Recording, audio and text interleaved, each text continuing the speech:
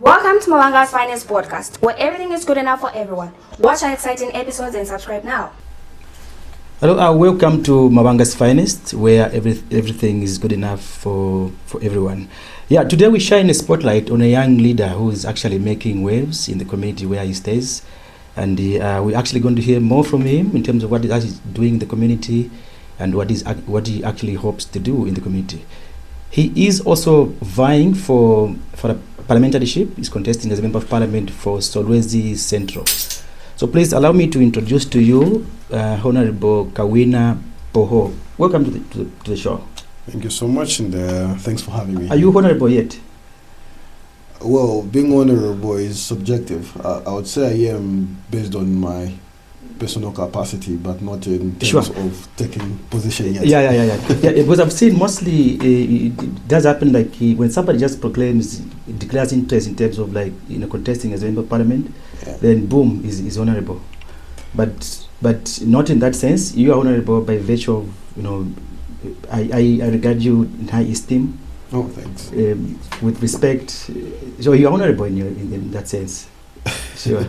Yeah, I would say so. I also do agree with you that, first of all, I think it is not right that individuals are called honorable even before they're elected into office. Yeah. But, well, community perceives it as such whenever somebody declares they're called honorable. Sure. Yeah, first thing first, your name, Kawina Poho, it sounds foreign. Is it Zambian? It's very, very. Very typical Zambian, actually. Sure. Poho is a boo. Actually, it's a name which cuts across different regions and languages. So Poho is a boo in Valley, it's a boo in Tonga, It's a boo in Lozi. So it is much more Zambian than any other name. Tell me about yourself in terms of school life, where you were born. Yeah, so I was born right here in Solwezi General Hospital. I did my primary education at Mushtala Basic School or Mushtala Primary School, just along the road to the mine. That was from grade 1 to grade 7. Actually, even before grade 1 to grade 7, I did my nursery school from Bethel Evangelical Church. Right here in... Yeah, right here along the road to Mitek. Okay. There is Bethel Evangelical Church, and we were the first shoot when they introduced the nursery school there. And our team is the one that started that school at that nursery. Then I went to Mushtala, where I did grade 1 to grade 7, and mainly because my mother was teaching at that school. So I went there and did that. And then I moved to Kikombe upon passing my grade 7 exams. So I did grade 8 and 9 at Kikombe Basic School. But then we used to call it Kikombe Upper Basic School. Okay. It was not just a basic school. And then I went on to complete my grade 12. So from grade 10 to grade 12, I went to Solwezi Technical High School, popularly known as SOTEC. Now it's called as Solwezi Boys, having removed the girls. But yeah, I completed my grade 12 from SOTEC. So born in Solwezi, literally did my entire education from nursery, primary, up to secondary, right here in Solwezi. Oh, sure. Yeah. So once that was done, as you're already aware, everybody aspires to go to a university. I first of all want to disclose that I always wanted to be a mining engineer because I used to admire going to the mines and things like that.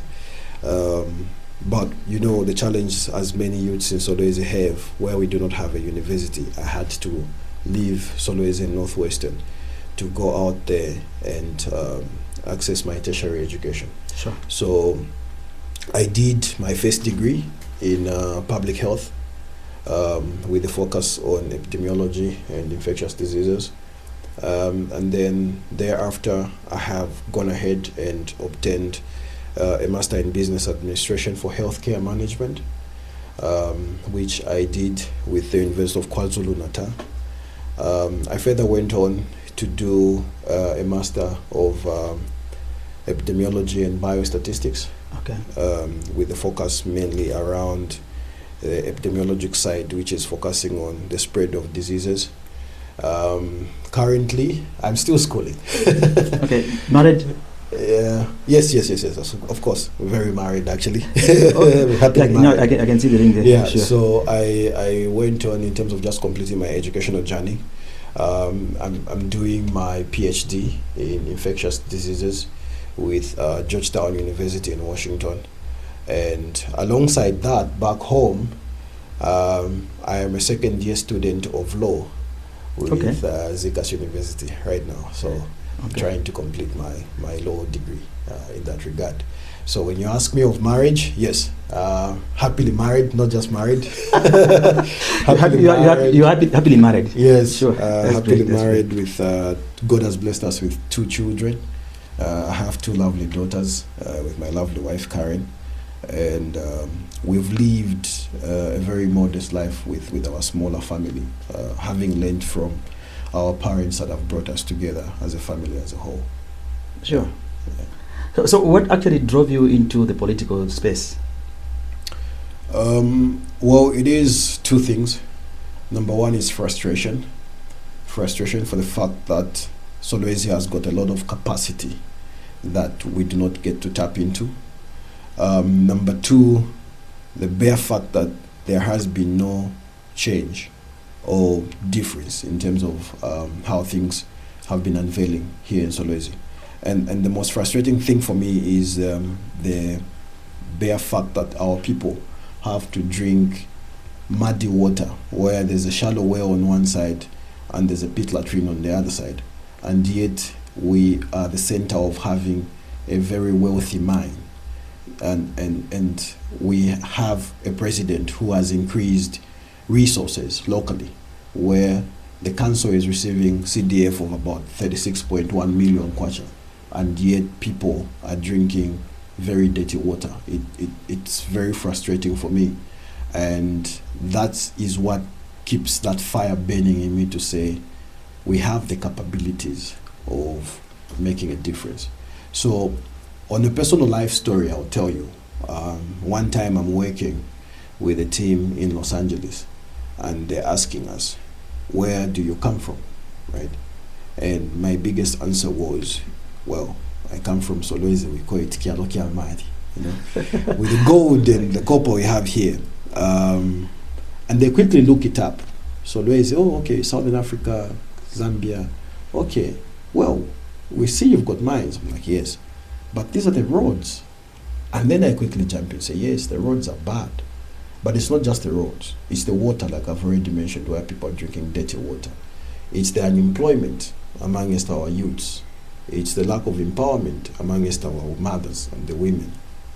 So I go at length, and they ask me one simple question. Okay, Kawina, we've heard you. What have you done yourself to address this challenge? Sure. And my answer was, it's not my job. I'm not in the leadership. Then they tell me, no. That's the community we are born in. That's the community you've told us has brought you up and has educated you. It is your job to give back to your community. So it's a matter of the embarrassment, or the way we say it in Kawandu, you say, so that when my friends ask me, what have you done? I'll be able to answer them to say, my people were drinking dirty water, and now we've given them clean and safe water. Our people were walking on muddy roads or dusty roads, or we couldn't even have a taxi reach, rather not even a motorbike reach there. Now a vehicle can move comfortably and help them to even go to a clinic. Our people did not have employment because we did not have industries. Now I can say, okay, we've brought industries so that then our people can benefit. So where do you think the gap is? I'll tell you, the gap is much more to do with leadership. It's a leadership issue, because the items we're talking about do not require rocket science to deal with. Sure. I, for one, have taken it personally to address these challenges. I don't like talking about challenges and who has caused it. I would rather focus on solutions. So when I went into Kyalalankuma, by the college area where I've grown up from, I identified there's a problem of water, right? it would be easy to just point out names. Hey, this person has failed to do this. Oh, Abeba Kankara. But how does that help us solve the problem? It doesn't. I went ahead and drilled the borehole with money from my own pocket, right? In order to show that this is the solution to address this. So you sank the borehole? Yes. We sank a borehole in college, in Kyalalankuba community after the college there, because that's a community where not even a shallow well can be dug. So when we do that, we sank that borehole, put a solar tank, solar light, so that then people can fetch water. As we speak right now, they're fetching water from the kiosk based on resources that we have used. So that is the solution that should be applied everywhere. And that for me is what I believe in. Stay tuned for Mabanga's Finest podcast, where everything is good enough for everyone. Don't miss it. What are some of initiatives that you have been involved in? I've heard you've mentioned about sinking boreholes. What other programs that you've actually undertaken? Okay, we've done quite a number. So yes, we've sunk the boreholes, but we've also put solar lighting in clinics. I once went to Kimasala Clinic, where we identified a mother or a woman who was about to give birth, who was brought into labor. And quickly the nurse comes out to the father and says, we use it in labor. And for me, when I saw that, it was pretty unfortunate that we should be going through such. And that is the time when load shedding was at its very peak. So I challenged myself with my colleagues to say, let's get solar panels and lithium batteries and inverters so that then we can fix into the clinics. We started with one clinic, and when we shared that, people started coming on board to support the initiative. So we ended up entering into numerous other clinics, all the way from St. Francis in Kapiji, Kisalala, Mapopo, you're going to Sandangombe, you're going to all the way to Kiafukuma. We have put solar lighting in a total of about 22 clinics here in Solwezi. And this is in the aim to improve and changing lives, because that woman should not give birth in a dark place. She should give birth in a safer place, which is nicely lit, and also dignity to our own healthcare workers. But that job is for the local authority, of course. And do you face any challenges in terms of, like, when you're putting up those projects, which are supposed to be done by the local authority? Well, the local authority also operates with implementing partners and supporting partners, and that is where, for me, I get to come in. You have been supported on that, well, I believe. Yes. So we did have to we had to write to the council, and also the Ministry of Health, saying we want to make this donation. And all due processes were followed and approval was given, so that we're going to support this work. Ideally, yes, it's supposed to be the council, it's supposed to be the government through the Ministry of Health doing that level of work. But as you already know, these are ministries that are already operating with very minimal budgets to run all these facilities with, and they need support from as many partners as they can come on board. So we came on board. We did not really receive any resistance in terms of supporting that work, because it is work that benefits everybody. I would actually be very shocked and disappointed if at all an individual comes about and blocks us from doing such work that benefits the wider community at large. So yeah, we didn't receive any resistance in that regard. So all along, in terms of all these projects that you've been doing, you haven't received any resistance? Well, I'm asking this question because I remember on a Women's Day celebration. Yes. Yeah, you remember that? I saw you on social media. Yeah. Your group, your women, were denied entry into the stadium. Exactly. So I don't know. Can you shed some light on that one? Yeah. Well, so resistance, of course, is inevitable. Are you a threat? I don't know. Maybe we should ask the colleagues on the other side. But yeah. Okay. But in terms of all this work, I'll start from the borehole, for instance. We wrote to the council that we wanted to drill 5 boreholes within Solwezi, and we didn't receive feedback until today. But the good part is that there was no blockage whatsoever in terms of when we went ahead without the authorization. We decided to say our people need the water, so even when we don't have the later, we'll go ahead because they need the water.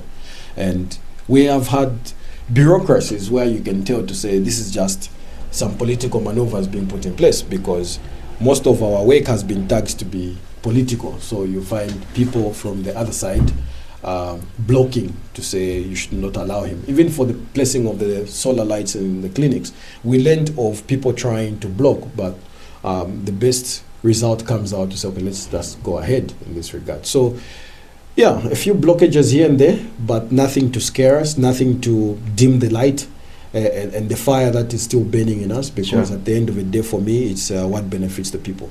Just like what happened on Women's Day, when the women were blocked from marching into the stadium. It was very unfortunate, because nobody has got the right to do that. There's no one above the law, and it is very disappointing that that happened, but it gives us a wake-up call in terms of the type of people that we are engaging with in the community. Not everybody gets to support you, regardless of how good or well-meaning you may be, but that also, for me, that gives me a push to continue with what you're doing. If at all somebody steps on your foot and you do not complain or you do not cry foul, then that means that you're comfortable with what is being done. And for us, when we were stepped on our feet, we then knew to say, there is no way they can leave everybody else's feet and just step on ours. There should be something. So we should then continue. We should not desist from what we're doing. That actually gave us the energy to continue. We have something big which is coming as well, but it came out from what happened on Women's Day to say. So your women managed to get into the stadium? No. We couldn't. We couldn't go in. They closed the gates. I went there personally and they opened the gates, saying nobody has got the right to close the gates for anybody. And when our women were about to start marching in, some more unruly boys came, and I remember my media personnel was punched and hit with a stick on his head, unfortunately. Yeah, and yet media is supposed to be protected, in such situations. So to avoid violence, because I do not believe in any political violence whatsoever, we asked our women not to involve themselves in such. So we withdrew our women, we went on the sidelines, celebrated with them privately. They had their lunch that we had prepared, shared ideas on how we can improve our communities, how do we empower our women in the markets, how do we empower our women with clean and safe water in their communities, how do we empower their children with jobs. And when we exchanged such ideas, off we went and went back home, celebrated on our own. Yeah, so now, Honorable, it does seem like you are a darling by the community, I'm sure. Going by what you've actually done, you've sung boreholes, helped schools, like you mentioned also the mother's wing in the hospitals and etc. So, are you doing this by virtue of the fact that you want to contest, you want to seek votes from the electorates? Okay. Is it something at will, or is driven by that? This comes straight from the heart for me. Like I told you, it was very shameful when I was asked, what have you done to address the problems that your people are going through? And I didn't have anything to point at.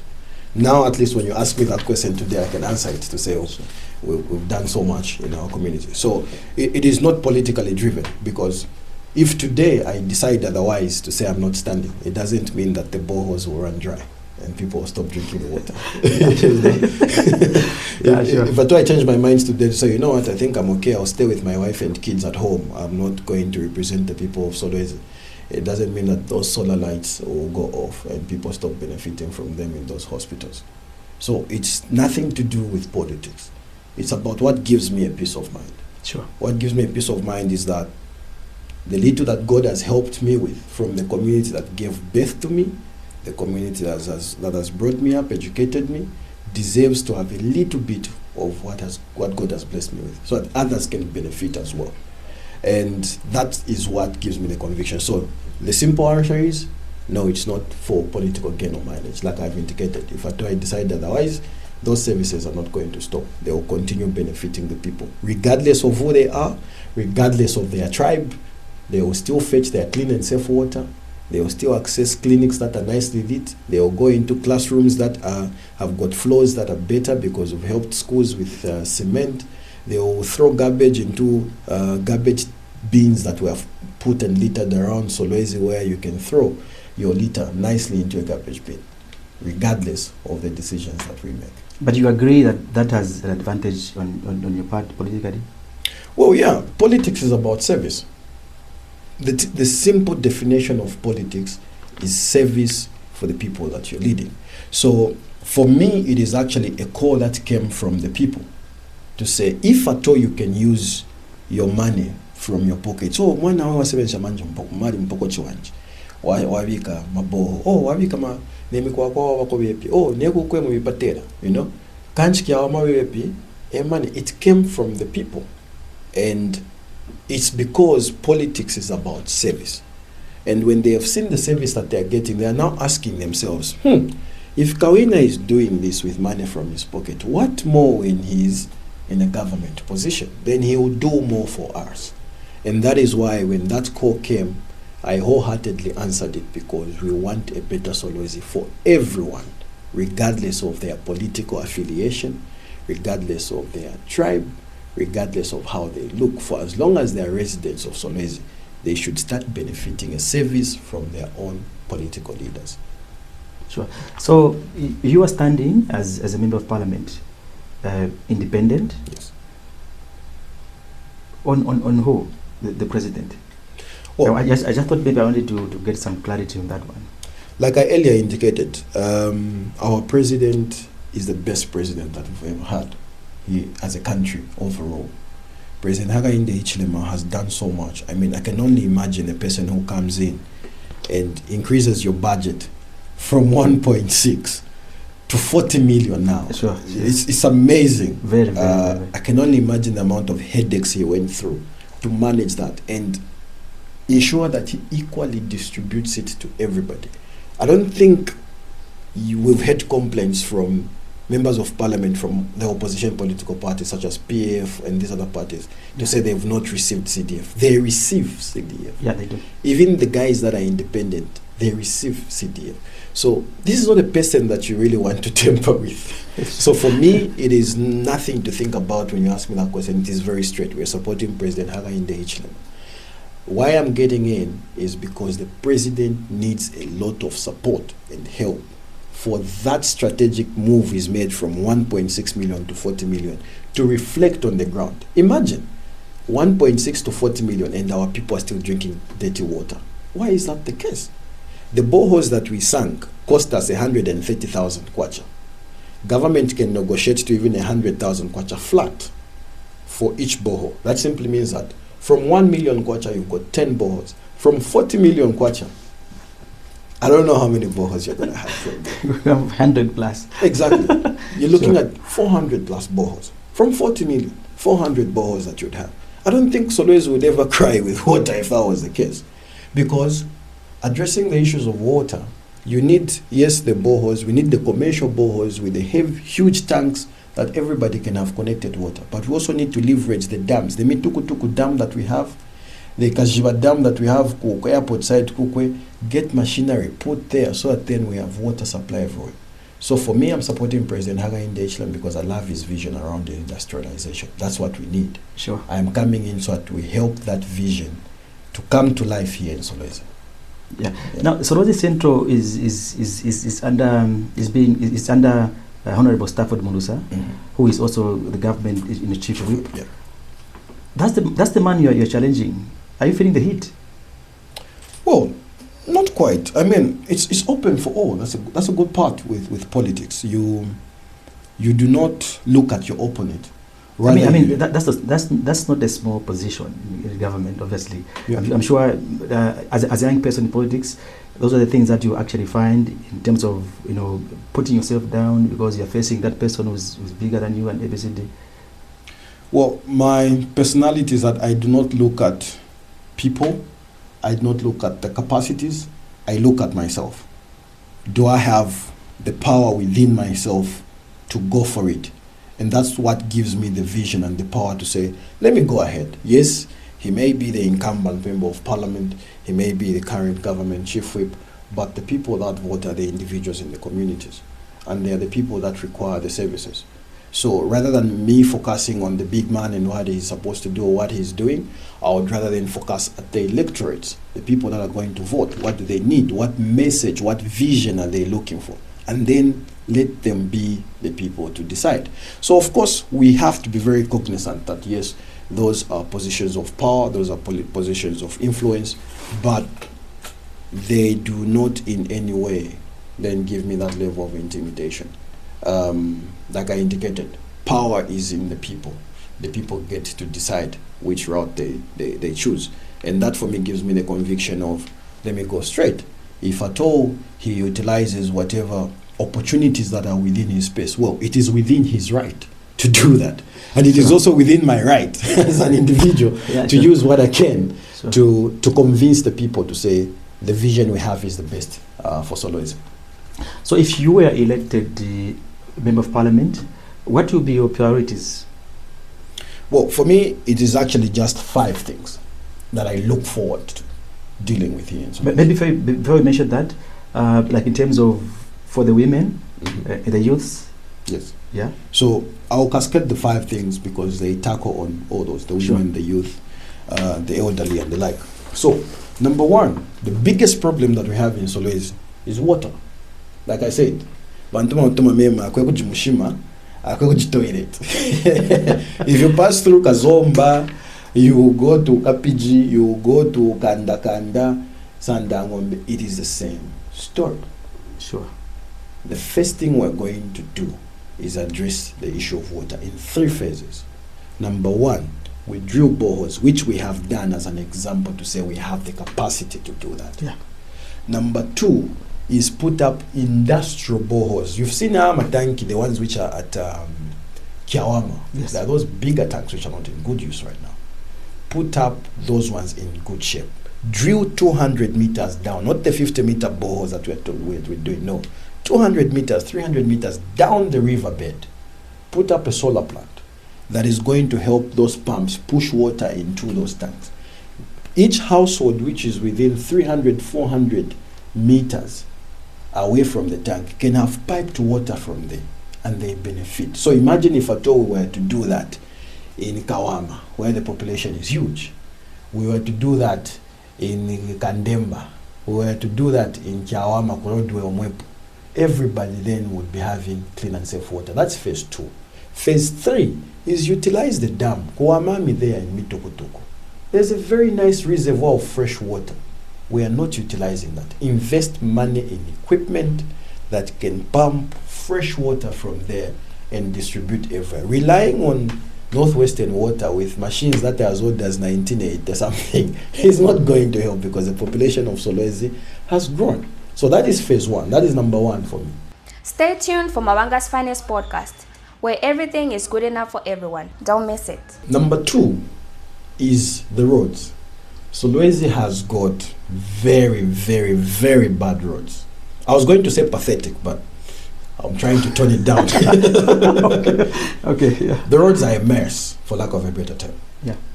In fact, we have got no roads. You know, for a mining town, that is very disappointing. We should have been the district or the constituency with most of the best roads because we've got the mine right on our nostrils. But our women that are in messengers, kijinge, they can't even move. A taxi cannot even reach there. Even now, the motorbikes have started refusing down Kokwa because the roads are bad. We have to invest in the township roads. Okay. And in a phased approach, each road which is leading to the main townships of Solwezi needs to be tarred. Right from signals, the road going to college, our highest learning institution in the province, producing all the teachers in the province, is a mess. Not even a vehicle can move nicely on that road. That road needs to be tarred. The road which is going to Kazomba, the headquarters of all the people here in Solwezi, is a mess. It needs to be tarred. We will make sure that the roads going to all the zones or all the wards that are here in Solwezi need to be tarred. And then thereafter, those roads which are within the zones, like in Kimakodwe, you go into Kandemba, you phase them by putting proper gravel, compact, but very importantly, each road to have a drainage, because that's what is killing us. Our roads in Solwezi do not have drainages. Even the ones that have been done today, I've seen the one which is being done in the Mema Road. It is so narrow, but what frustrates me the most, it doesn't have a drainage. But have you bothered to share those, initiatives to the local authority? I have raised these concerns. I am one who doesn't like going to the media and raising these things if a solution is not being put into place. One thing for a fact is that even if we were to raise those concerns, a contract was already put in place and signed off. So there is no way you can wake up again and go back to say, let's change the contract, because then it has got fluctuations, variations in terms of amounts, and then it just brings up a whole storm of processes.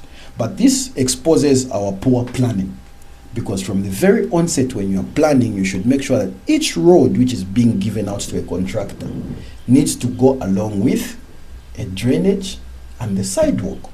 So that then you think of people where they're going to be walking. Look at that road, the stadium road. Yeah. It has got no sidewalks. Yeah. So we are saying that the cars will be moving nicely, but our people will still be moving in Matesh, in the dust roads.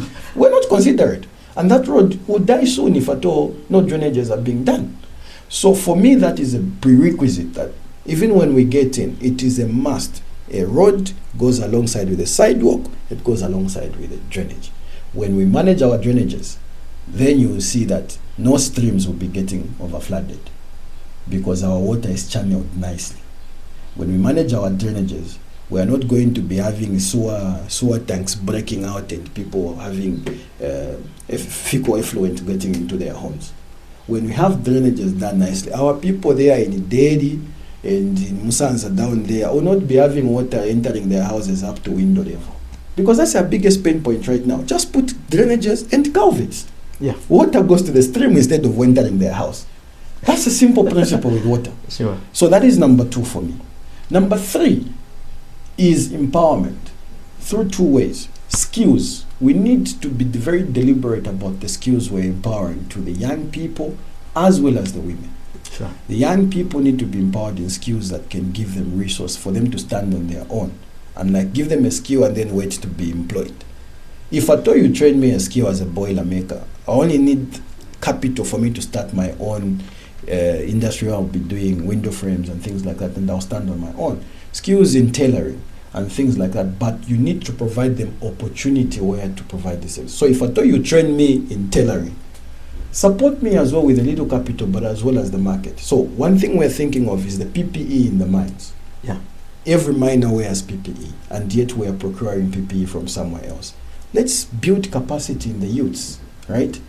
Train them to be doing the sewing of the PPE, and then supply it to the mine. You've created an opportunity for them to sell. The same even with our women.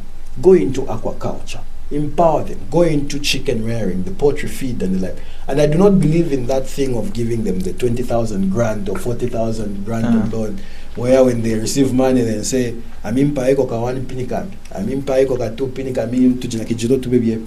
That doesn't work.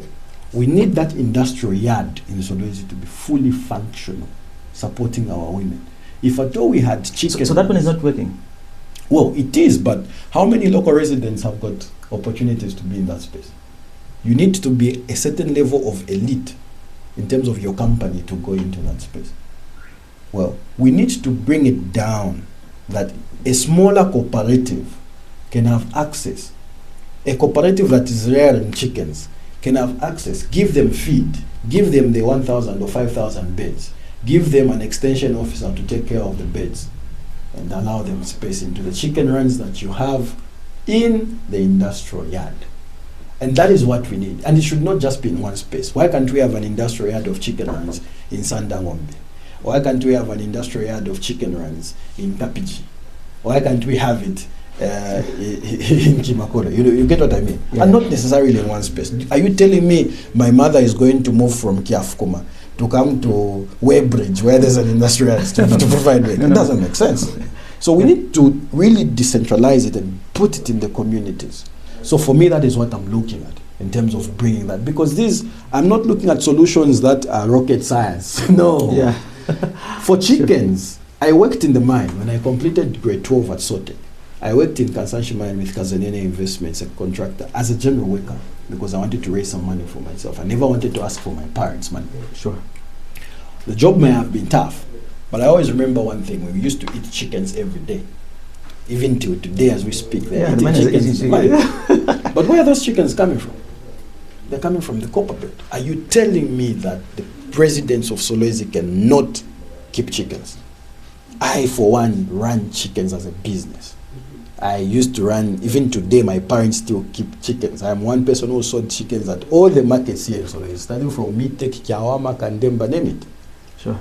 We just need to support our women. Jarero, you are supplying 1,000 beds to the mine. Next, you are supplying beds to the mine because the mine is eating up to a capacity of 5,000 beds a week. So if I tell you, say, this week, the 5,000 beds is going to come from Kiawama Ward with all its zones. Each zone should provide this week 1,000, this week 1,000. 1 week, the entire 5,000 is done. The following week, Tumvanganai. The other week, Kialankoba. The other week, Kapij. By the time we are done, Kiawama's beds would have been grown again at 6 weeks and they supply. We are able to do this. And when we increase stock, because we've got other ones, we've got an abattoir at the Mumena Royal Establishment there. Use that abattoir and start exporting these beds out. Sure. Do you know that Angola imports chickens from Brazil? And yet Angola is just our neighbor. Why can't we be exporting our chickens to Angola? See? There's a business opportunity there. All right. Honorable, as we close, your words to the youths? Well, my words to the youths will be with my last vision in terms of our vision. Like I mentioned 3. I'm left with 1, which is addressing unemployment. To the youths, I understand the challenges that we go through. The unemployment is well understood. S3 came, but we had a leadership problem where our leaders do not advocate for us to get those jobs. And for me, I believe in industrialization. We need to have industries away from Kansanshi Mine that can then stand on their own to create employment for our youths. So, the copper, which is in Kansanshi, burns using acid and nitric oxides, correct? Yeah. Yes. But where do we get those acids and oxides from? Way out of Solwezi. We need those industries situated here. And it just requires advocacy. We talk to Chief Kapijimpanga, we talk to Chief Mujimanzovu. They give us pieces of land, lease it out to these companies. Afrox, establish yourself here in Solwezi rather than importing the chemicals here. Make your sulfuric acid from here and then take it into the mine. We cut costs for you on transport. So that then, that way, when they're established here, our youths that are in Mushtar can go and get jobs there. Our youths that are in Kimale, Kijinge, are the ones that are going to get employed there. And that is what we need. We need to have industries such as the milling plants. You've seen people queuing up for the ZNS milling mill. Yeah. Why are we queuing up? When you can buy a milling plant for 5 million kwacha, from a CDF for 40 million, sir, you can even buy 2 or 3 of those, 15 million kwacha. You would have set up a milling plant in Kapiji, in Sandangombe, in Kiafukuma, where there's a lot of maize coming from there. And that will give us youths. Those who are Ababura Funda, they will be stacking up bags of maize. Those ones that are coming from trades that do not have jobs and yet have completed their boiler making courses, they will be servicing the machines. And then those ones that are having canters, you would have given them business for transport. And these are the business opportunities that we're looking at. So we are going to create employment. Many people are just going to say, we'll create employment, but not the how. So in my closing, we are doing this, getting into the political space in order to represent you, the youths, in order to represent you, our mothers, you, our fathers, because Solwezi has got so much opportunity. And the time is now for us to deliver, for you, our people. I get a lot of feedback. Some people say, no, and things like, what do you mean? We are managing businesses, our own businesses. Sure. That we are then utilizing resources to even give back the community. Then are you telling me when I stand up to help my community, then you tell me I'm young? Moreover, when we're young, that's when we've got the energy to work. Sure. So that is why we are involving ourselves in this. And believe you me, my brother, when we work one more, we can make Solwezi a better place. And development in itself, development is about actions and not words. And development knows no tribe, it knows no affiliation. Development is visible when you look at it. Like I always say, it does not mean that the boreholes we drilled can only be drank by Kawandes. You know what I mean? Everybody is going to access, because development has got no... And it's one Zambia, one nation. Exactly. Sure. So that is why for me, I come back to the place I was born in. And that is why there's no other place I can go home apart from Solwezi. And that is why I am standing as Member of Parliament here in Solwezi Central in 2026, come 13th August. If at all they call it a different name, come April 15th by the Electoral Commission of Zambia, delimitation. Due to the delimitation, I am still going to be on that other side of Solwezi Central. Sure. And my vision is very clear. It is about making a difference. It's about transforming lives. Thank you so much. Honorable, thank you very much for taking your time to talk to us on Mawanga's Finest. Sure, thanks for looking forward to having you again on the same program. Of course. Sure. Thanks for your time. Yeah, there you are. That has been Kawina Poho, a young leader who's actually determined to bring change in Northwestern Province, particularly Solwezi Central. This has been Sozio Zimba, your host. Stay tuned for another exciting episode on Mawanga's Finest, where everything is good enough for everyone. Thank you.